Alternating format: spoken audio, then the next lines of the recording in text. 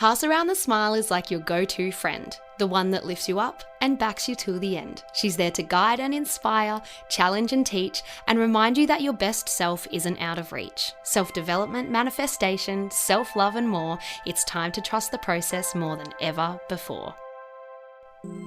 Welcome to Pass Around the Smile, the podcast. I'm your host, Cleo Massey, and I am so glad you're here. Let the magic begin. Hello, I have an amazing guest for you guys today. Olivia Carr is her name, and she is a storyteller, best-selling author, business mentor, and founder of company Shhh Silk. She's really inspiring. She's a businesswoman who tells all in her latest book, Self-Made, and her business advice is just so refreshing because while it's practical and honest, she also believes that the foundation of any successful business or happy life is your mindset. Olivia's advice isn't just helpful within the realms of business. Her story is so inspiring no matter what you're working toward or manifesting. In February, I had the pleasure of attending one of her live book launches for her debut book, and I really did leave just feeling so excited and inspired, and I know you will feel the same after this episode. So let's get into it. Hello, Olivia, and welcome to the Pass Around the Smile podcast. I am so excited. It's very rare these days that I take kind of 7 or 8 o'clock morning kind of chats, but you are one that I was like, no, I'm so ready for this. The sun's shining in Melbourne. Let's do this. Yeah. Oh, it's a good day. And we were just chatting. This is my first proper podcast back since having my baby. So being ready at 8 a.m. Wow, that was a struggle. But here we are. It's just meant to be. Yeah, you've done it. I did wonder if she was going to make an appearance. I'm like, I love kids. Yeah. Oh, maybe she can at the end. She's with mum and dad at the moment, but I reckon she can come on in. How good are grandparents? Oh, the very best. Yeah. Literally the best. Like, I don't know what I'd do without them. Yeah, so nice. Oh my gosh. Yeah. So I've just done a little intro on you so my beautiful community know a little bit about you. But I wanted to jump right into, so in February, I kind of came to one of your book launches for your latest book, and it's called Self-Made, by the way, and it was such an inspiring night. You kind of just talked through your story, which we'll do today, but I left feeling so inspired and excited. And I was walking out, and I said to my mum and the friends that I was with, oh, I loved everything about Olivia. I loved everything that she said. I really want to get her on the podcast. I'm going to email her tomorrow. And my mum and my friends were like, Cleo, she's right there. Like, go and ask her. And I was like, no, oh my gosh, like, no way. Like, she's just done this incredible speech. I was like kind of fangirling, and you had all of these people lining up to talk to you. And I was like, no, I'm just going to email her tomorrow. And my mum was like, Cleo, she literally just talked for like an hour. And one of the biggest topics that you talked on, Liv, was taking the hard road, not the easy road. Yeah. And I was so inspired, and I was like, I'm going to do this. But what I realized when I was walking out was I was going to do this in a way that suited me, that was still comfortable to me. Mm-hmm. But that is not the point. So I was like, heavily pregnant at the time. I was feeling sick, and I was using that as an excuse. No, I'll just email her. And my mum and friends literally stood at the door and were like, go back and talk to her. And I was like, oh, I was like a little kid. I knew they were right. So of course I came back. I talked to you. You were so lovely and amazing. You were so excited to come on the podcast, and I felt so proud after. But I thought, Cleo, you were so quick to doubt yourself, to jump to your limiting beliefs of, not being good enough. Why would she want to talk to me? Like all of those things. But then I actually took your advice of taking the hard door, and now we're having this lovely conversation that wouldn't have happened if I had just emailed you, because you would have missed it. You wouldn't have known who I was. So the hard door, can we just start talking about the hard door versus the easy door? And then feel free to just jump into your story as well, because your story is just so inspiring. Yeah. And before I jump into that, I have to tell you that from my side, it's so interesting how we have like this, I guess, perceived idea of people at times, like, will she be interested or whatever. And when I say I rarely get up these days for a 7 or 8 o'clock podcast, that's purely because my world's changed, which we're going to talk about today. And I no longer control my own diary, which is the first time in 9 years of having a business that someone else manages my diary. And she's very strict with what goes in and out due to burnout and all the things which we'll touch on.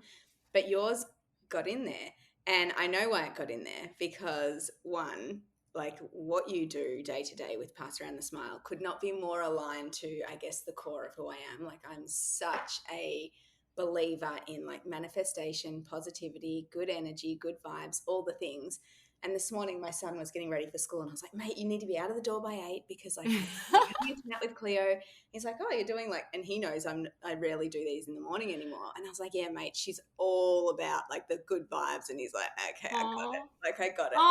So oh. it's funny because for me, I'm like my energy. I'm like so excited for this chat. So I'm so glad you came and spoke to me. But yeah, the easy door, the hard door, it's a really interesting one. And I don't want anyone who's listening to this to think that if you choose at times to take the easy door, that's a bad thing.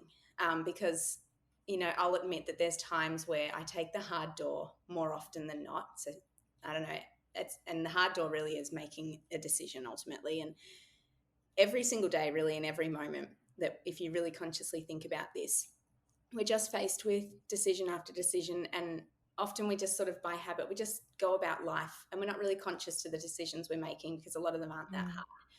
But when you sit back and think about it, there will usually be one or two things in a day still that could be considered you're taking the easy door. So an example might be today. I really know that for me, for my mental health, after this chat, the best thing to do would be to put my runners on and go for a walk along the beach before I get to work. Now that's today, it kind of would be the hard door because my mind will be like, oh, but I'm already doing this call. I really need to get into work. The team will be in by 9:30. Then it's going to make me late. And all the excuses are all the valid reasons. But this all happens and you're not really consciously thinking about it.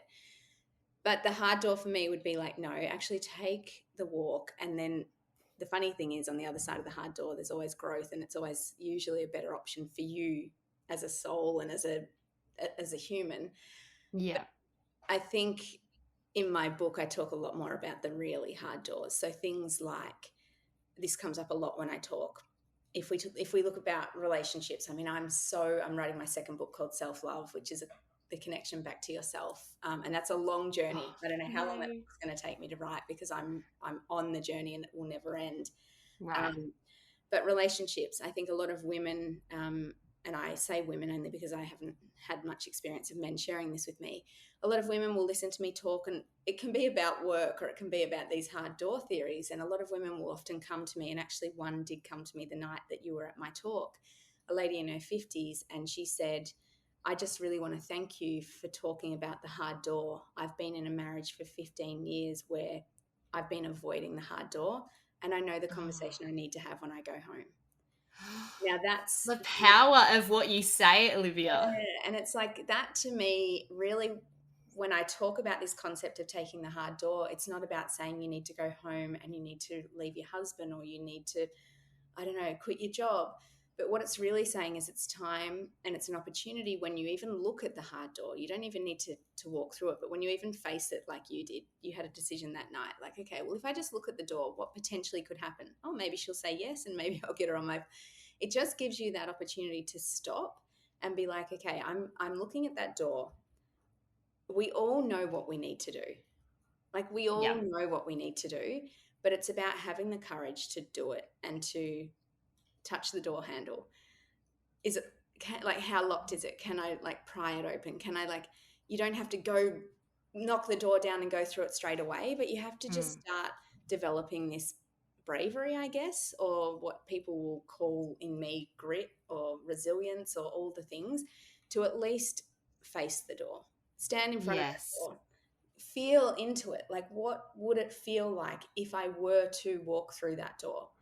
And for me, I now kind of in a weird way get excited by the hard door purely because I've gone through so many of them in my life. And I know that whilst the moment after walking through the door can be incredibly challenging, in some cases a little traumatic, chaotic, but eventually what always happens for me anyway is that door will always lead to something greater. It's Like, so exciting. yeah. So that's the kind of easy door, hard door. Yeah. I love that. Thank you. And there's a little bit in your book and you say if you believe even for a split second that you can do the thing, then you should trust that feeling and take a chance on yourself. Absolutely. I love that. Yeah. And I think one of the biggest things that what I loved so many stories in your book. A story that I really loved that you also talked about on that night was you working with Kim Kardashian with your brand, Yeah. because of how us as like my community, we're all manifestors. We love manifesting. You could have looked at this dream, and I'll get you to tell us about it, but you could have looked at this dream as so big, so unachievable, as hard to attract. It's going to take so long. It's Kim Kardashian. Like, you Yeah. know, how are you going to get in contact with her? But instead, you were excited by the hard door and you were like, actually, this can be easy. This can be fun. And you had a really high amount of self worth in that moment. And that self worth got you where you are now with Kim Kardashian. So, do you want to like talk us through your story, kind of just however you feel, whether it's from the beginning to the end? Just let's go through it. We can stop, we can, Yeah. let's just ride the wave, as we Yeah. say. And I think what was nice is the night at the library, everything I do is unscripted. Like, I think I even said to you, like, no questions required. Like, I just like to Yeah. go into this. I've never not answered a question. Um, with me, I think what I really try these days to come across when I'm speaking or sharing anything is that I don't like starting at the moment. Like the moment Mm-hmm. being, oh, Kim Kardashian put her all over her website and this and that and whatever, purely because there's no context to, like, I don't Mm. ever want anyone to think, oh, that was easy, or she must have had a connection, or how did that No. happen? I think the reason that I even had the strength or the self worth or the self belief to go for that is probably because of the upbringing or the kind of childhood that I'd had. And I know this gets thrown around a lot, like the inner child and, childhood wounds and all the things. But I'm 42 and I don't know if it's part of a woman in her 40s these days. I probably admittedly started my kind of self introspective journey at about 35. I started getting really Mm. curious about who I am, why I think the way I am, why I operate the way I am, why I react the way I do, why I get upset about the thing. Like, I just started asking a lot of questions in my mid 30s. And even today, so I still see a therapist every second Friday. I still like am going through this journey of everything comes back to the little 5-year-old me, right? The little Yeah, it one kid absolutely that does. used to love being in nature, that was so joyous and free and happy and childlike. And then I still can't quite work out, and I know psychologists will tell you when the kind of switch happens and when you start worrying about what people think and all the things. But I try so much to be like, isn't it fascinating that when I was really little, even with everything that was going on, so I grew up in a home, sadly, with domestic violence, and dad was an alcoholic. He's from Scotland, so it's very much, I'm also starting to, this is a challenging one. I'm starting to understand why he did what he did, but I don't accept it, if that makes sense. I understand it. I Mm-hmm. have a deep understanding now that, he grew up in the 40s. He was the oldest of six. He had a very hard life. He was really playing out, I guess, he was doing the best that he knew how with what he had, which really sucks, but it's the truth. And so I have a bit more compassion for that now as I've gone through my journey. But what it meant is, as this young kid, I would escape a lot of things. That's why I probably fell into acting. I would just play in fairy tales all the time. I would escape to these. My imagination was just so unlimited with its thinking of I could do anything, I could be anything, I don't know, I just used my mind, I think, to just escape a lot of the cruelty, I guess, that was happening at home. There was no love in the house, and that wasn't that my parents don't love me. I think there was just so much going on internally that love just wasn't displayed at all. Like, Mm. speaking about emotions wasn't displayed. Like, it was just a lot of anger, violence, rage, like tension, all the things. And so I guess as I became older, again, I don't 100% know how, but I started realizing that I think I say it now very differently to how I would have thought it at the time, but like, no one's coming to save you. And Mm. I don't think I ever consciously knew that as a teenager, but I had this understanding that I can't go to my parents, whatever it's for.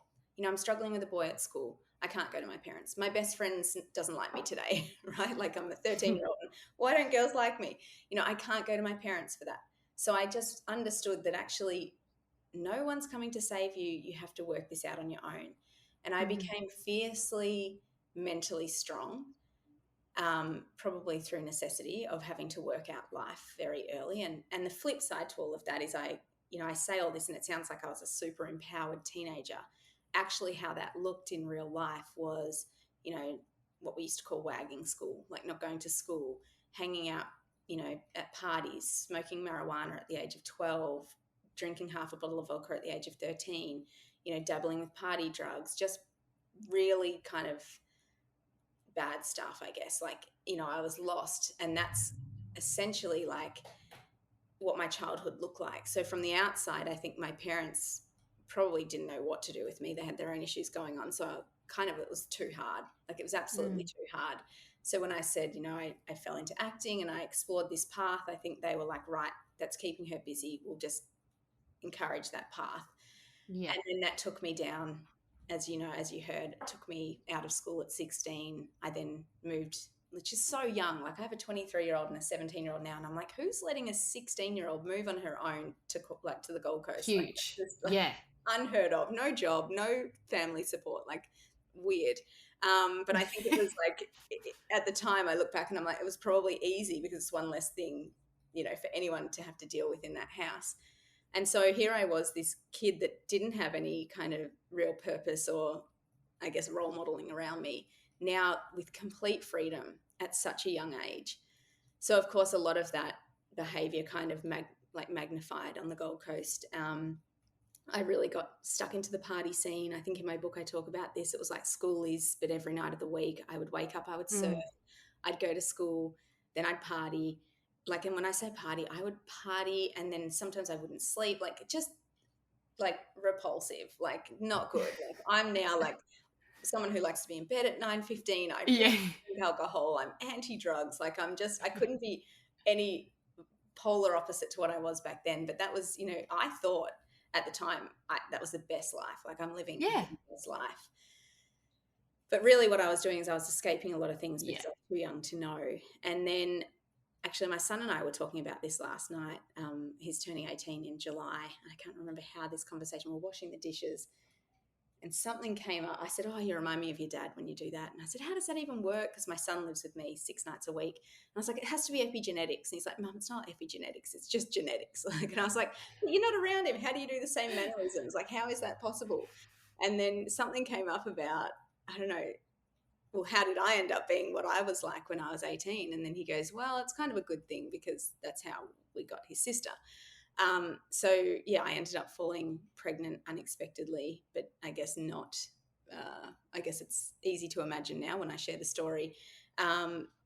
Literally when I was 19, and I won't go into like the full depth of the story, but it was basically the same week that I got my acceptance letter into the NIDA summer school, which anyone who is in that world will know that that's pretty special. It was my pathway to try and get into the full-time program.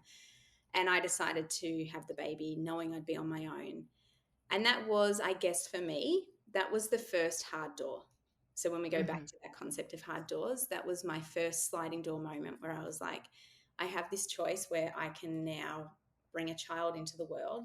Again, no stability in terms of financial, like there was none of that. So a lot of people might be like, that's insane. Like, why would you to make that choice? And everyone has their own choice now. So it's not about that. It's just that for me, I don't know, I had this deep inner knowing in my gut that this was actually meant, like this was happening for me. Like it was meant to be my life. There was a reason behind it, a greater reason. And I still very much 23 years on believe that nothing in my life would be the way it is if I had not have made that decision.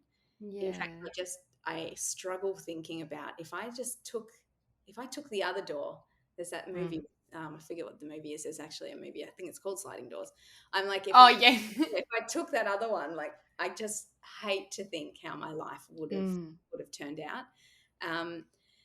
But then that's like my 20s. I think I'm living my 20s now because my kids are so much older. So I had no 20s. I lost a lot of my friendship group because obviously they're all out partying and I'm raising a tiny little baby and it's not really that kind of fun when you're 20. No one really wants to come over and change diapers and all that. So I lost a lot of my friends and was quite isolated for most of my 20s, fell into really severe financial hardship. And that was a really, really challenging kind of decade of my life, which I go into a little bit more depth in the book.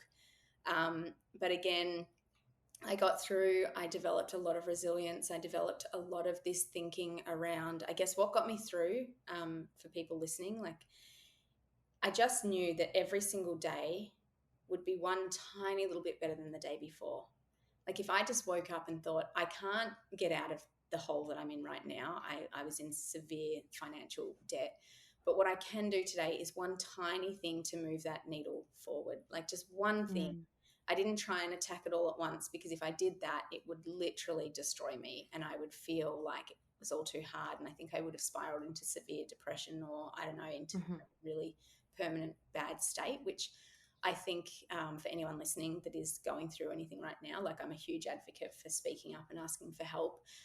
Make sure you do that, because one of the things I also share in the book is one of the mistakes is I didn't ask for help when I needed it. I'm the first now to put my hand up and say, hey guys, I need to take some time out from work. I need to book my psychology in. I need to call Beyond Blue like I have this year, even though I have a lot of therapy. It's like, I'm well aware that now the best thing to do is to not do it alone. But I did that whole decade pretty much alone. But it did build some, like, inner determination that if I could get through all of that at such a young age, no matter what I was faced with in life, I just had to remember that I'd got through it again. Like, I'd got through it before and I will get through it again. And I think one of the strongest things that I would love anyone to take away from this chat is that no matter what it is that you're going through right now, and I know some people, especially with the economy, how it is, like, some people are in some really challenging circumstances beyond their control, right? People are losing their jobs. People are getting, I don't know, shifts cut. People are having to move homes. Their mortgages have come out of, like, low, interest rates to really high. Like, there's just a lot of unfortunate things happening around everyone right now. My true advice to anyone would be that no matter what you're going through right now, to really sit with that and kind of play a story in your head and watch the movie of all the things in your life from your earliest memories. Doesn't matter how big they were, but all the challenging times you've had, and just remember that you got through them. Because when we're in it again, it feels like we're not going to get through. It feels like, oh my God, this is the one. This is the one that's going to break me. This is the one I'm not going to get through. We're just talking about childbirth. It's like, you're in it and you're like, I can't do this. It's like, well, you're going to do it. You will do it. It's the same thing. It's like, but remembering that you have done hard things and you're still here, and you're probably, I would imagine, a lot stronger because of those hard things. So then all of that kind of, I guess, is coming back to why I would even go after the world's most famous family, is because when I hear you say, like, wow, that's like the big door, truthfully, that was kind of like, yeah, okay, it is a hard door in the sense that they're hard to reach. But it really wasn't that hard for me, because I've done such hard things in life that the thought of even just booking a ticket and flying to America to turn up on the doorstep of Kris Jenner's house, to me felt like kind of like a little tooth fairy door, right? A bit of fun. Yeah, it's like, honestly, it was a lot of fun, because when I look at a door like that, or when I look at taking a risk like that, or when I look at doing something like that, I'm like, well, what's the worst that could happen? Now, I do now know that they can shoot to protect. I didn't know that, so take that out. The worst that could have happened is I didn't get to drop them off. It's like, it's not a deal breaker. It's just, it was a lot of fun. But I think the interesting thing about that is more so people wouldn't normally even take the shot. They wouldn't even. That's why I wanted to talk about it, because it's like, it's so refreshing to hear you say it was easy and it was fun, but that's why it worked. That's why it happened. Anyone else would look at, the biggest family in the world. It's too far. It's too big of a goal. Like, no, like who am I to do that? But you didn't. And that's what I love. And also there's a huge amount of self-worth in there, because you were worthy of being there, of talking to them, and of gifting your incredible products, your silk pillowcases. Like, you were worthy of that, and you believed that, which again is why it happened. So keep going. I mean, and to give the listeners context, so this was the one moment I started my brand in 2015 in October, and I started it with, well, to finish out the last chapter, it took me 14 years to get myself out of that debt. So I was 34 when I finally cleared my crippling debt. I nearly went to prison because of like how bad I had the 313 or something warrants for my arrest. Like it was huge. So like Mm. that was the biggest door I've ever had to kind of Yeah. really try and Wow. get through it. And the door felt like it was never ending. And it took 14 years. And that's another really important thing is like remove the timeline, like remove the expectations, because that is what puts so much pressure on us, that you have to be somewhere by a set. You don't. Like life is a marathon, and just remove all of that and just focus on one day at a time, 1 hour at a time, 1 minute at a time, some days, just one breath at a time. Like just Mm-hmm. break it down to the smallest possible quantity, and you will get through.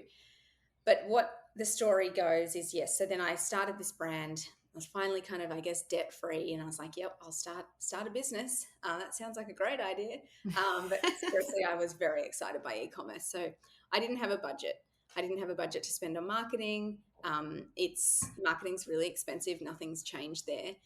And I was starting with silk pillowcases, and I knew, because I've watched the Kardashians since season 1 with my daughter, and love them or hate them, I love them. I think it's a fun show. It's reality TV. It started as that. They've built themselves into these giant empires, and I have respect for that. And so it's not about the people as such, as I just think it was a family that I knew loved our product, and that was an important Mm. piece, because you need to make Yeah. sure that your product aligns to whoever it is that you want to gift it to. Yeah. And then I was like, right, so how am I going to get my brand out there with no money? It's like, well, I see a very natural fit here. Just go after somebody who would love the product, and who I'd already seen online looked like they had homemade ones, because pillowcases back then silk pillowcases weren't that easy to kind of come by. They weren't in retail Yeah. stores like they are now. And I was like, so I genuinely, first of all, thought I was doing them a service. And that's, I mean, quite sincerely. Like if you Google Kim Kardashian silk pillowcase airport and go back to like 2015, you'll see what I mean. It was a very oversized, it looked like it had been hand stitched. And so I genuinely was like, I think I'm doing them a service. Like Yeah. they would love to have a quality product that, I believe Yeah. that to be true in my heart. And that has Yeah. to be true for you. Because if you don't Yeah. really think your product is worthy of the receiver, it's probably not going to work. So a lot of Yeah. my self-worth in this moment, or confidence, probably came from the fact that, no, I know they will love this product. Mm. And then I was like, well, I can spend $1,000 catching a flight to America, and I'll hand deliver them. I did some Google searches to find out I was going to Kris Jenner's, what I thought, work address, just to deliver a box of pillowcases with a 4-page letter about who I was, my life, why I think that's really important, what I was asking, and acknowledging that I didn't have a budget to pay. And I was very honest about that. I had photos of my kids. It was so personal. It was like, pen pal from like 1980s style. It was very genuine. And I also acknowledged that if they could, or would they ever want to help me, that I would continue to pay it forward to others, because I knew what they were doing. The magnitude of that was massive. Um, Yeah. and then, I booked the ticket, and then that's a big story. But essentially the short story is I did get through, and I did get to hand deliver them to their address. And then now 9 years later, we still have a direct connection with the family. And we still give them products when they want it. We send, I don't know, crazy gifts sometimes that have nothing to do with our brand. Like, when Kim put on Snapchat back in the day that she had this favorite style of Nerds, I found on Amazon the world's biggest box of Nerds in that flavor, and I just sent them to her house just because. And it's like, it's That's not so always amazing. the product. It's, I think, the biggest No. thing that hopefully readers get from the story when I tell it from my way, because the PR that exists on the internet is very clickbaity, and it's not Yeah. words. And I think the most beautiful thing about that whole story is that it fundamentally, from that day that I made the decision to go there, I knew what I was building was an actual relationship. I wasn't just planting my product there. I didn't just want that one photo. I was very committed to establishing, a very long-term, hopefully lifelong relationship, where it's Yeah. had some incredible moments. Like I remember Halloween 2017, I was in Kim's house. I saw what she was wearing for Halloween before it was even on the internet. I'm like, that's nuts. Like, it's nuts. Yeah, that's so cool. And it's that connection. Like you Yeah. built that connection, and it's, I guess, your desire was backed by good intentions. Yeah. And that's another thing when you're manifesting. If your desire is for just money or fame or recognition, it's going to be vibrating on the wrong frequency. So it's Yeah. not going to match up. But your frequency was one of like, this is exciting. I want a connection. Let's see where this goes. If it doesn't work, I got a cool trip to America. Yeah. And I think Yeah, that it's really what I inspiring. love about manifesting, again, why I was excited, like I watched your video when you were introducing, I guess, what pass around the smile means to you. I think whether you're into, like, I call it woo woo, because, there's a lot of Yeah, people in same. my world who are like, I think a lot of people are coming around in my world now to be like, you know what? Maybe I will invest in a crystal. Maybe I will Yeah. try this like mantra. Maybe this stuff works. Because I think for me, it's not about whether you believe or you don't believe. It's like, what's the harm in giving it a go? Like, and this is Mhm. where I think for me, when I think of like spirituality or manifesting or good vibes or the universe or all the things that I talk about daily at work and in my life, it really is for me, that's my 5-year-old playing. Like, that's where now, as a 42-year-old, I'm not hurting anyone by saying, you know what, the full moon in Aries coming across, like whatever it is that I'm talking about at any one moment. And I'm getting my crystals out and I'm doing a crystal grid and this is my mantra and this is what I'm locked in on. None of that is hurting anyone.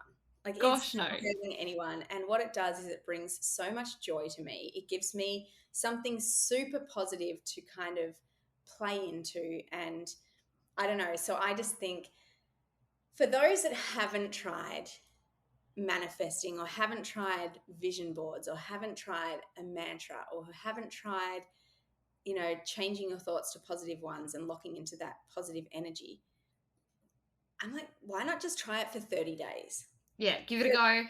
You won't regret it. Like, literally, like when I've had things, and I have things happen all the time, like just all the time. Like, something happened on the weekend and someone was like, of course that happened. Like, and it's like, it's because now it's just becomes my I'm just always connecting to good vibes and, like, Yeah. I don't know, like I'm staring at And my that's, mirror. yeah.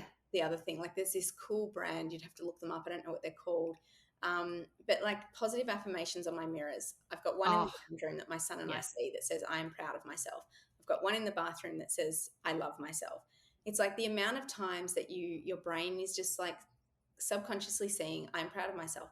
It works. Like, this sort of stuff. It's, yeah, huge. Yeah. And like what you said about how you are now living a life that is in flow, and Mhm. that you are, like, consciously, subconsciously connected to this good vibe always.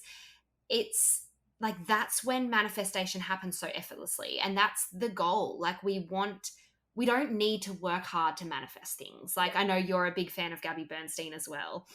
It's the whole do less, attract more. We can let go and we can live a life in flow and we can visualize and we can enjoy while still manifesting these hugely exciting things.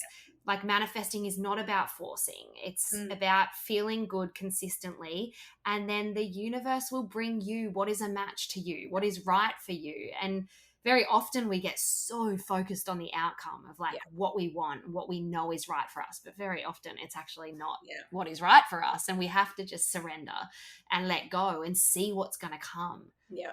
And I think that's a really important one. So I think, with the Kardashian example, that's a really good point.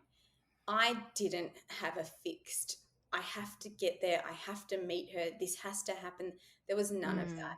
And I mm, think when people maybe fall short of, like, oh, it doesn't really work, or it's not for me, or oh, that whole world, and that's all whatever, is probably if they're honest with themselves. Because at a time in their life, they've locked in on wanting something, I don't know, a new job, a promotion at work, and they, in their mind, they're manifesting it because they are thinking about it, they want it desperately and all the things, and it doesn't work, and yeah, therefore they're like, well, that doesn't work for me, I've tried it, and then they just shut it down. And yeah. I think what you just said is that, like, and I go back to like my 35-year-old self when I was like deep in the Gabby world, like deep. I do believe the hardest part of manifesting is learning the art of surrender. Same. And so for me now, I probably take that further, or it's different, or where I've evolved is it's the art of non-attachment. Uh-huh. I'm not Agreed. attached. Yeah. Like, actually, even my partner last night, just a little thing. bought himself a watch. He's never had a watch. He's 51, never had a watch in his life. And there's a reason for that, and it's deep and whatever, but he's never had one. And he just celebrated a year of his own business, and he had an amazing year. And I was like, you need to celebrate. Like, it's important that we celebrate these milestones. It might seem insignificant to you, but like passing that 1 year, it's really important. What's something nice you could do? And it doesn't have to be material, but for whatever reason, he decided for the first time in his life, I'm going to get a watch, which was actually huge on a personal development with his time. And last night, and this was like, I don't know, in April. And so last night we're on the phone and he's like holding his watch and he's just playing around with it. He's like, I'm really attached to this now. And I was like, whoa, no, stop. And he's like, what? And I was like, too far. You don't attach to material things. And he's like, oh, no, you're right. What I meant is I'm actually really enjoying like having a watch. And I was like, that's good. So you don't attach. And why I say that is because when we come back to surrendering, I know I'm using watch and it's like a small example, but if we take a job, for example, and we attach to the job and the job defines us and it brings us meaning and we start to, I don't know, maybe in our case, right, you get the acting role that you've always wanted and it's amazing and you're living your life purpose, and then you lose the job or you get no more jobs after that. The challenge with that is when we attach or when we kind of, I don't know, when the two worlds collide and it starts to define who we are, that's really risky. And so for me, when I look at the Kim thing, there was no attachment.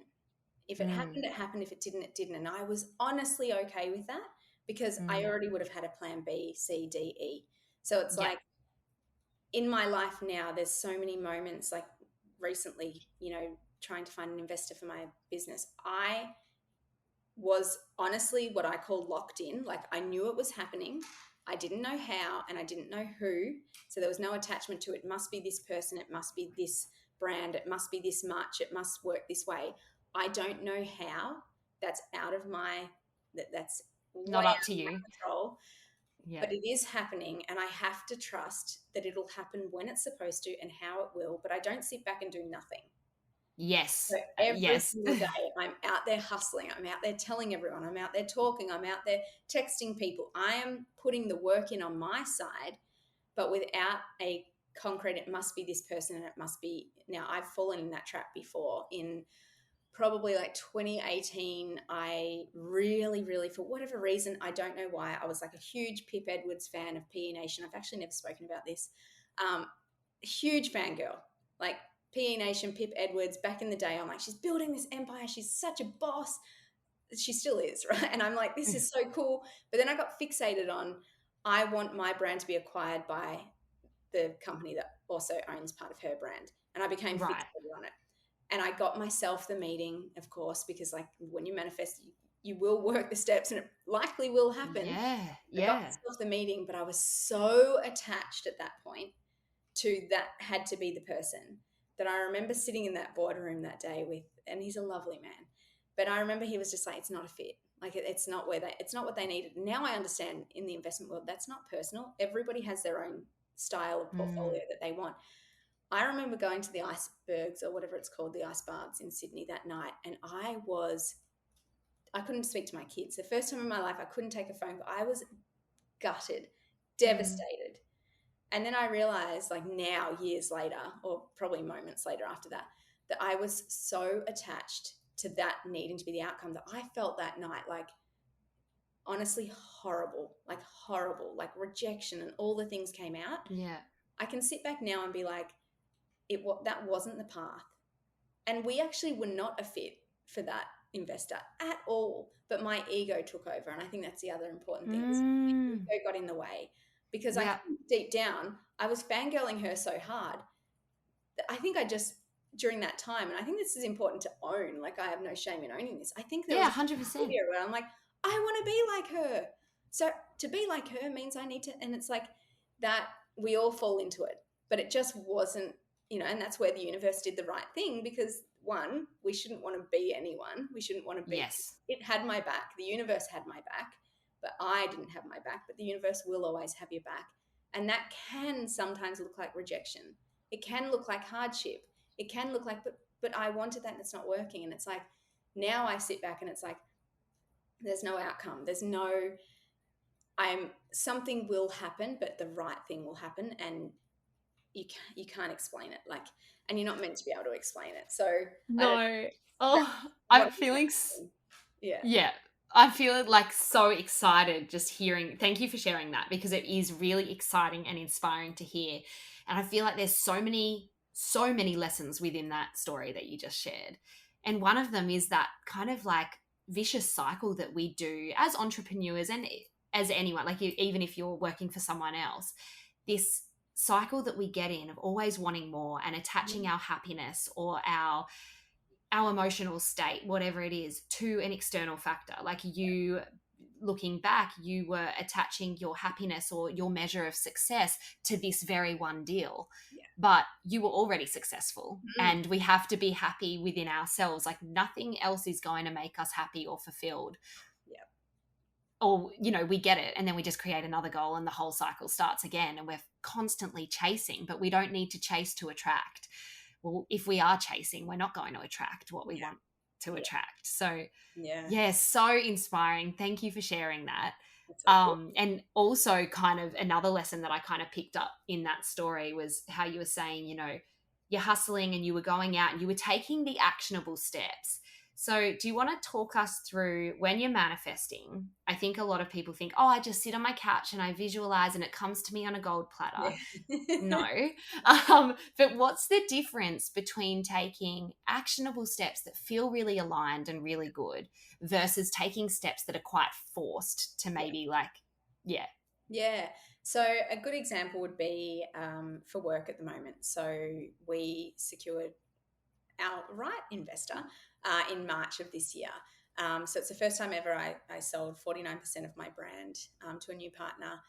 And it's interesting because now whilst I still own majority of the business, I'm also more of an employee now. I'm Mm. accountable to others. I've never had a boss. They're not my boss, but I guess it's a fine line. I'm accountable. I'm kind of responsible for their money. I'm the guardian of their money. So I guess that comes with a lot of responsibility. So what that has meant is that I've also been thrown into a very new role, a global role, where we have, I guess, as you would imagine, when people are giving you a lot of money, there's a strategy behind it. And I think this is really important because a lot of entrepreneurs or business people or people who want to start a business who love the world that we love, who are very spiritual by nature, who love manifesting and all the good things. I think it's real because I've fallen into this where I spent a whole year just before writing the book where I was like slow to grow, in flow, beach walks every day, like going to Byron, living the dream. That was kind of BS, to be honest. It was like me telling myself that I'd reach some, I don't know, state that Right. everyone thinks is a state. And what really happened was I'd gone back into my comfort zone. I wanted a rest. I was tired. And I'd kind of flipped the narrative to myself for a long time. I believed it to be true that, oh my God, I've reached this pinnacle of like, I'm living the dream. It's like, no, you're just taking a rest. Just own it. Yeah. You're in a season of rest. And And that's so, that's okay. and we need it, Yeah. but call it what it is. Whereas Yeah. at this point, I'm not in a season of rest. It's like I'm thrown back into almost like building a brand new business again because I have a new strategy pushing, I guess, the direction of the business. And I think that that's important is that whilst I say don't lock on the outcome, whatever, when it comes to business and having your own business, even if you just work on your own, it's still so important to know where you're going and to be aiming for something. You may not know how you're going to get there, but say in our case, I don't know, the strategy might be whatever. We need to hit X amount of financial revenue because obviously people are now investing in you. So that's an Yes. obvious metric Important. to hit. So it's still important to not lie to yourself and be like, okay, I'm not hitting these milestones. If you own a Shopify store and sales are sinking, oh, that's okay because like, I want to, I'm living this, it's a lifestyle brand. It's giving me a lifestyle. It's like, is that true? Or are you avoiding the fact that you're not hitting your metrics? Yes. And that's what I found myself in. It's like I would have slow months and it's like that, but I've got balance. I'm so balanced. I'm like, I'm balanced. yeah. And it's like, that might be true, but then what's like, stretch that out for the next 10 years. How is your business going to grow Yes. from that point? Yeah. And so for me now, it's like we have this very aggressive targets that we need to hit, like super aggressive, but they're exciting. So I still manifest that we're going to get there. I was just having this conversation on Saturday morning with the investor. I'm like, I do best as a salesperson in my, like, that's what I'm doing at the moment. I'm in a sales role. I do best locking into the belief that the goal will happen and then them trusting me that I will get them there.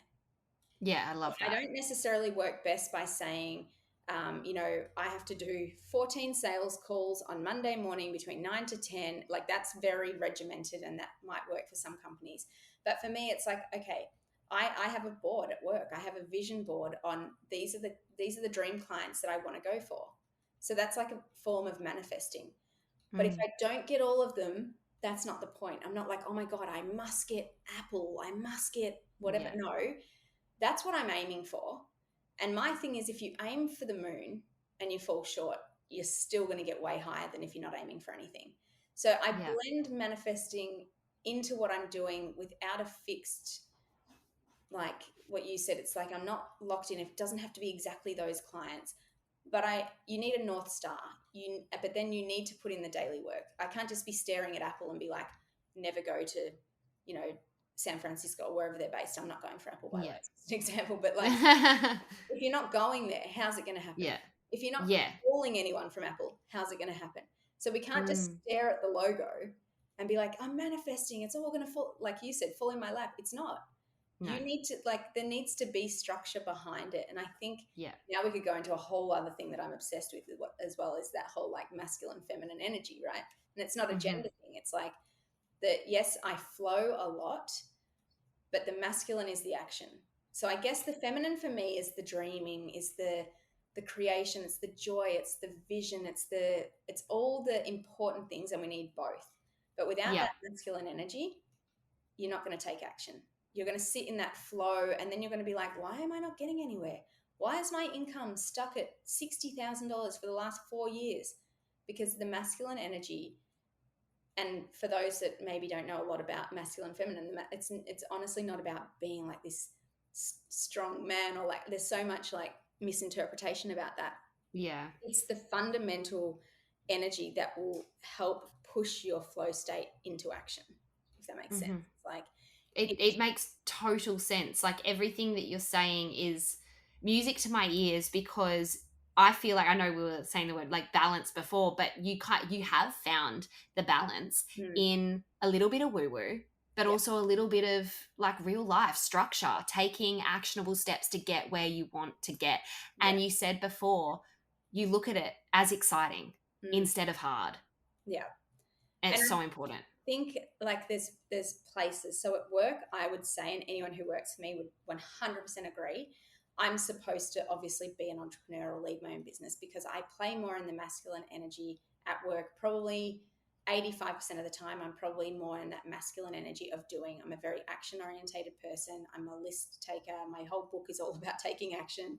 No excuses. That's a very charged masculine. And at work, it's quite healthy. Now, when I get to the stage of burnout, that's when I've gone over that threshold.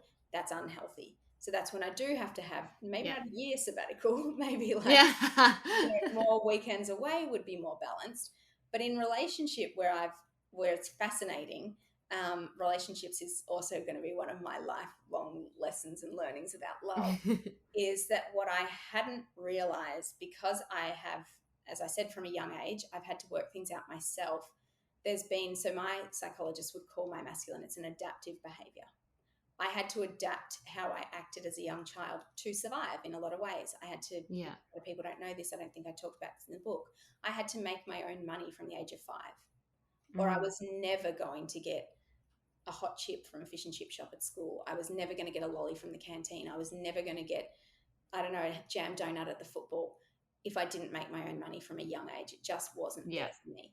So that's an adaptive behavior where I've learned to be very driven, very do it, just make it happen. And that carried over into relationships. So I've been engaged 4 times and married once. I do share that in the book.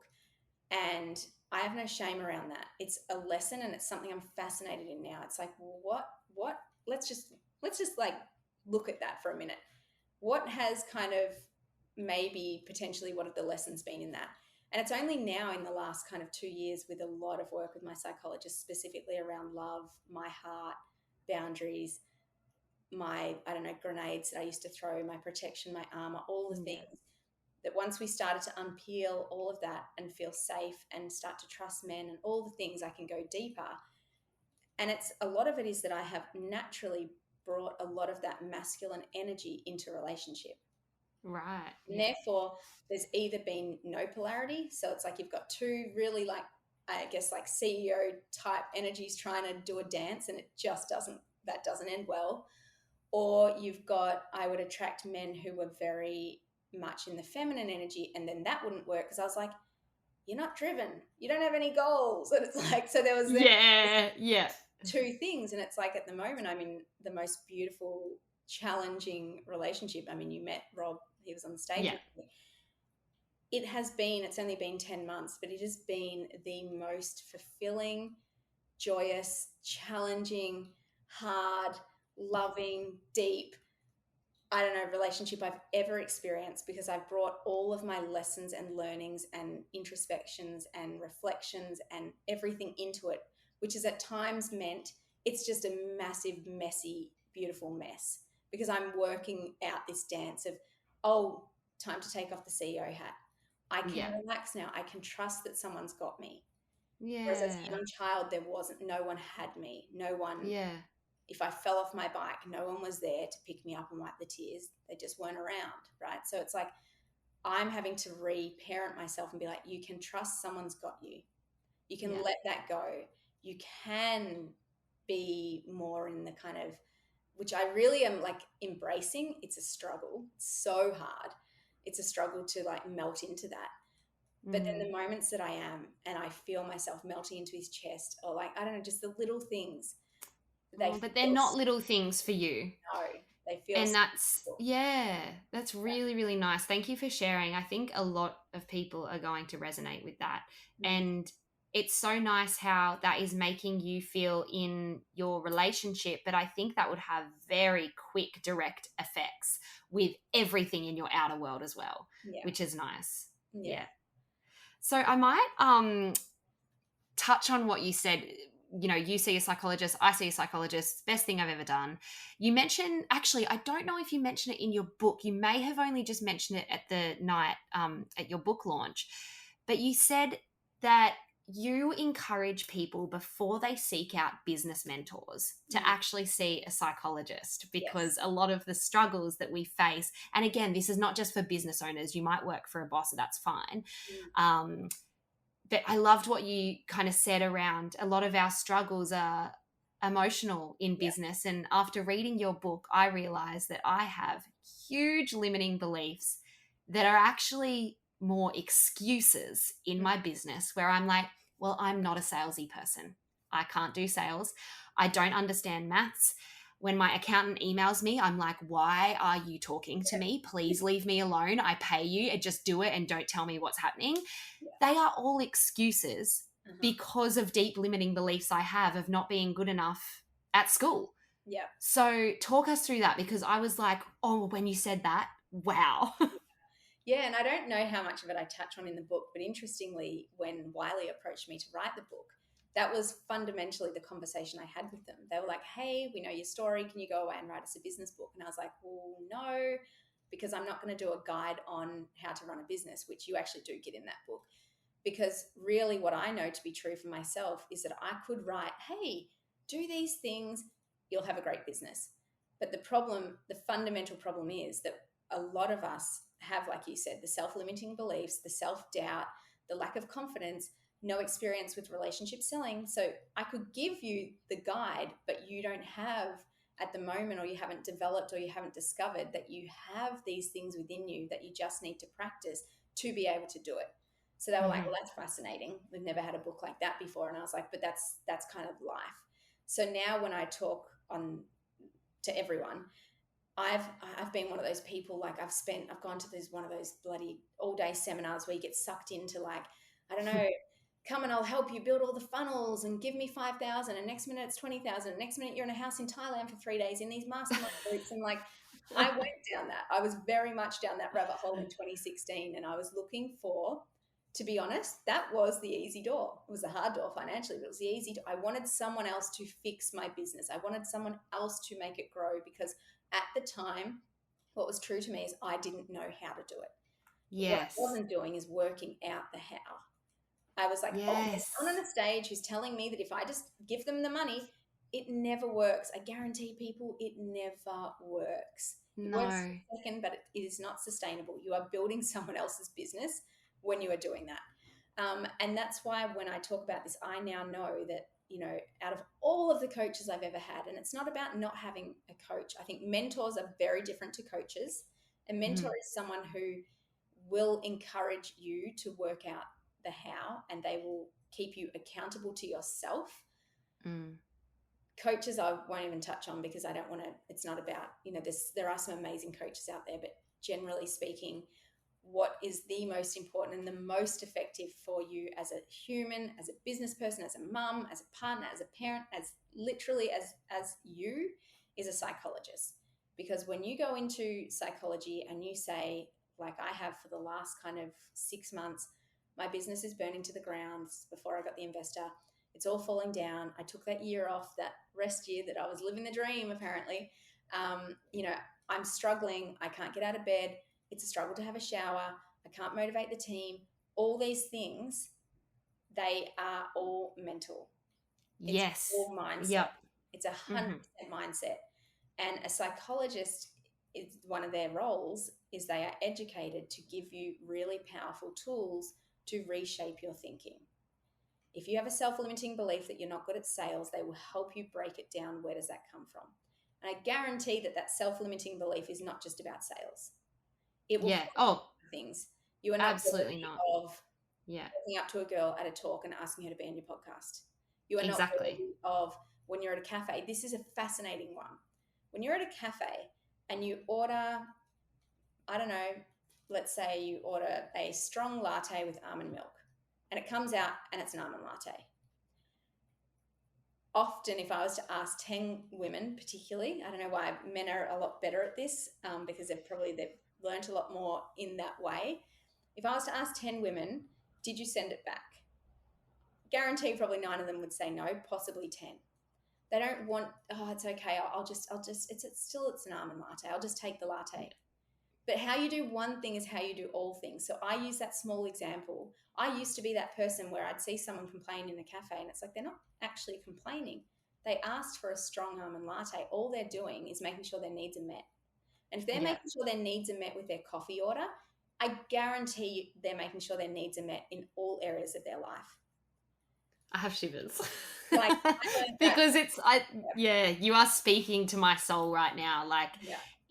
and for me personally, I make excuses like, oh, but it's just a coffee. Well, for me, it's just a hot chocolate, and now it's lukewarm, but I wanted it really hot. But it's just a hot chocolate. But you're right, it spills over into everything. That I don't feel worthy of emailing people that I perceive as higher than me, or and it's like, well, why am I putting them on a pedestal? Of course we're equal, but at the moment my self-worth is telling me that we're not equal. Yeah. And then you're not going to manifest a good relationship with them at all. Yeah. Because you're going in with that needy, desperate energy where you are perceiving yourself as not good enough. Yeah. And I learned that. I did a feminine embodiment course like a few years ago with a lady called Sally Jane Douglas from Noosa. And I remember when I first heard it, and I was like, oh, that's so interesting. Like how many times have I just accepted something at a restaurant? Or like, I tell you, the first time I had to change that behavior in a cafe, it felt so uncomfortable. I felt so rude. Yeah. But it's the way you deliver it. I go to the same cafe every morning. They did not mind. Absolutely did not mind. But it was so uncomfortable for me. And that's when I realized, damn girl, you've got a lot of work to still do. It's like valuing yourself, Huge. it's just, I don't know. It's a big one that I would really encourage. Like if you take nothing else out of this, like just practice that. The art of, I guess, discernment of, but always polite. I'm not like, I know. Of course. Like when I say that story, we hear people in cafes that are rude all the time in hospital. That's not what I mean. It's just making sure that, in relationships, if you've said to your partner, hey, honey, like, I've had 3 nights of no sleep with my little one. Would really love tomorrow night if you just run me a bath and I could have 30 minutes. Like holding true to that, that your needs are this. And then if they're not met, actually bringing it up in a really nice Yeah. way. Like, I'm going through this with my partner at the moment. One of the things with me about developing deep trust that a man's got my back is if you say something's going to happen, and it can be so small. If you say to me, I don't know, when I see you on Wednesday, we're going to go for a walk before we head to work. If that walk doesn't happen, it really activates and triggers something within me, because it's not Yeah. about the walk. It's that you told me you were going to keep your word. And for me to develop and build trust that you've got me and I'm safe around you, I need you to own your word. Yes. But that requires me to communicate when it doesn't happen. Hey, you know how we said we were going to go for a walk? I know it started raining and it was hailing or whatever, but the circumstances were as to why we didn't. But what I really needed in that moment was for you to acknowledge the importance of that and say, hey, you know, it's raining outside. I know we're going to go for a walk. How about we go and grab something else instead? Yeah. Like, all of these examples could seem really small, but when you start to uncover what your true needs are and what you need as a person, like, it can be at work, it can be with your employees. Like, I've had employees pretty much since the beginning of the business. For the first 6 years, things would happen and I'd end up having to do the task because I wouldn't say anything. And it's like, Yeah. I'm not helping them. Now it's like, hey, you know how I asked you if you could blah, blah, blah by, you know, in a reasonable time frame, and you didn't. Now, like, you have to be able to be strong to communicate your needs in all Yeah. areas of life. Yeah, and I think what's so exciting about this chat is not only is it going to help you feel more empowered in the moment, these changes that may seem small have such a big effect on what we are manifesting. Yeah. Like when you change that one little thing, like for me, what I've realized reading your book is I actually have control over getting better at sales and opening my zero and actually having a look at my accounting. You've inspired me to go, well, actually, I'm not just like, it was just an excuse, Yeah. constantly an excuse. And I was like, I think that is having such a big effect on me not moving forward in many areas in my business that I want to, and that I've been manifesting and facing blocks. Yeah. But now it's like, no, I'm going to value myself enough because I know I can do it. Yeah. It's just limiting beliefs that are holding me back. And I know you mentioned in your book as well, so you mentor women in business as well. And you mentioned that, you know, you'll meet with these women and you'll come up with all of these things that aren't working or are working. You'll create this big list and they'll be so inspired and excited. And I've done a mentoring session as well where I've walked away with this list being like, I'm going to tackle all of this for my business. And then these women come back to you a month later and they haven't done anything. And it's not because of laziness. It's not because of lack of time. It's because they have limiting beliefs. Yeah. Yeah. Absolutely. Which is another reason why I chose to write the book. So it's rare that I mentor anyone these days. I don't do paid mentoring anymore. I know my website has it. It's not something that I'm offering anymore, because I've reframed my thinking that, you know, I think the first thing that I want someone to do is spend $29 or $30 or I don't know, whatever it is, like, on the book. Read that, like, invest $30. Don't invest $550 or whatever for an hour. Invest $30, but then what I really want to see is you go away and do the work. I truly believe that if you read that book and if you actually just take some of the advice that I share with you, that book took me 168 days. I don't know how many hours. You are never going to be able to have 168 days worth of mentoring with me, but you do now in one book. So I was so passionate about, if you really want to be mentored by me, read the book and just take action. And I think one of in those, that book, seeing a psychologist to break down this, like, yeah, it literally, you know what you need to do. You don't need to go and pay money to someone to tell you what you already know.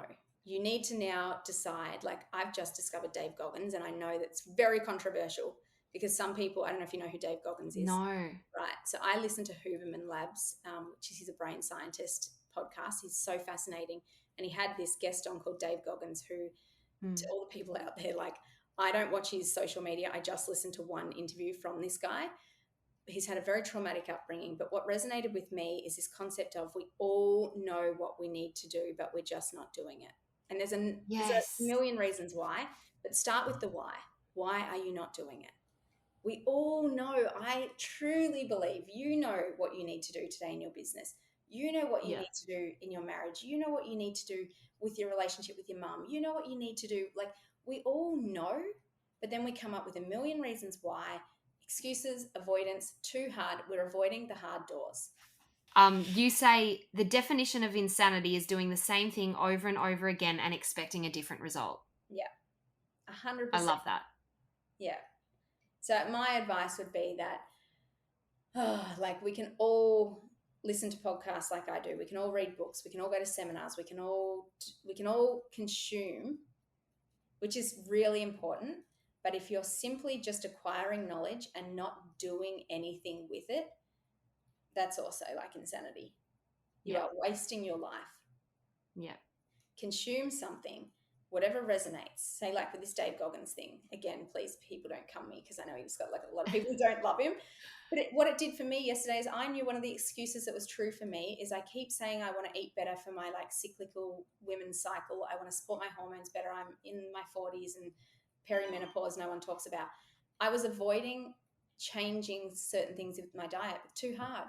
No, it's not too Mm. hard. You're just not making time to go to the organic store. You're not making time to read like the recipes. You're not making time. So something flicked the switch for me in his talk, and he does not talk about cyclical living at all. But what the point there was is he talks about don't avoid what you know you need to do. Do the hard work. And I was like, yep, Yeah. got it. Yesterday, before work, I make the trip to the organic store. I get home last night, I make 7 serves of turmeric chicken coconut curry to support my cycle with where I'm at. It's like, you just have to do the work. Now, did it mean Yes. I got to the gym at nearly 9 p.m. instead of 7? Yes. But does it mean for the next 7 nights dinner's already made? Yes. Like, just do the hard work. Yeah.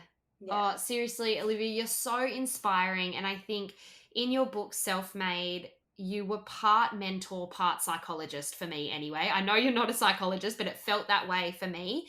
I got so much out of it in a business sense to be like, actually, the checklists that you have at the end of every chapter, I'm going to go back and put them in a Google Doc for myself and kind of like actually start, taking some actionable steps to take my business to that next level. But on the other side, lots of like kind of emotional realizations for me. So thank you so much. Everyone has to read the book. I will pop the link to Olivia's website and socials and the book in the show notes. You've seriously you're so inspiring, and thank you for being so honest and transparent. I think that's what I love about you, and that's what I loved that night at the library. So yeah, thank you so much. What would be your one piece of advice for people getting started in business, or they have a small business that they're trying to make bigger? Let's maybe end on that. My biggest piece of advice, and this comes through my own learned experience, is really take a good, hard look at your own ego. Why are you really doing this? And just remove the fluff. Like, you don't need to get on Instagram and pretend you're killing it if you're not killing it. We all start somewhere. You will get further in business sharing with your audience the truth behind what it's like building a brand than sharing, I don't know, like a fabricated PR article that you sold out in one of your product lines in 9 minutes. Like, no one's here for that anymore. Bring them on the journey. Be honest, be authentic, be real, be relatable, be very vulnerable. You will build not only a beautiful business, but you will build a community of people that want to support you because they see themselves in you. No one anymore sees themselves in people who are only sharing the highlight reels. Like, I had a page with my partner, I'll finish on this, called Retail Romantics. It was this cute thing about our love story. And I just took it down because I was like, you know what? Whilst every post was real, it was very one dimensional. It kind of showed the silliness of our relationship. It showed the fun. It showed all the loving moments. It did not show what I call being in the mud. And I was like, I am not putting out there that relationships are this like, and it happened just by accident because it was just stupid, funny videos. But people would go to events and they'd be like, oh my God, you guys are the cutest. You've got the best. No, we don't. It's the hardest relationship I've ever Yeah. been in. We have had to fight so hard to stay in it. And I was like, Mm, so I took the page down and I was like, yeah. because fundamentally, I will not like subscribe to this, everything is perfect. I want people like this conversation where I'm being real about it. It's the most challenging relationship, but it's most fulfilling, beautiful. Be that. show people how hard business is, but in a beautiful, loving way. You Yeah. inspire people. Your purpose will come through. If you don't know what your purpose is, the more real you are with yourself, your purpose will start to uncover itself. Wow. Thank you, Olivia. You are truly living your passion. And I'm so glad that you're sharing that with me and my community. Like, Well, I'm yeah, your purpose. that you chose to come up to me. Well, one, I'm thankful that you chose to come to the talk because you chose that time for you. And I'm super grateful that 9 weeks into motherhood, you chose to give up that precious time this morning to be with me. And I sincerely mean that. Like, I don't know if you can see, I'm getting teary. Like, motherhood is hands down one of the most challenging, messy, hard, all the things. Every day is a hard door. Every day as a parent is a hard door. But you chose to sacrifice that time with her this morning, and I'm truly, truly grateful. So thank you. Thank you so much, Liv. You're amazing. Have a Oh, beautiful day. yay.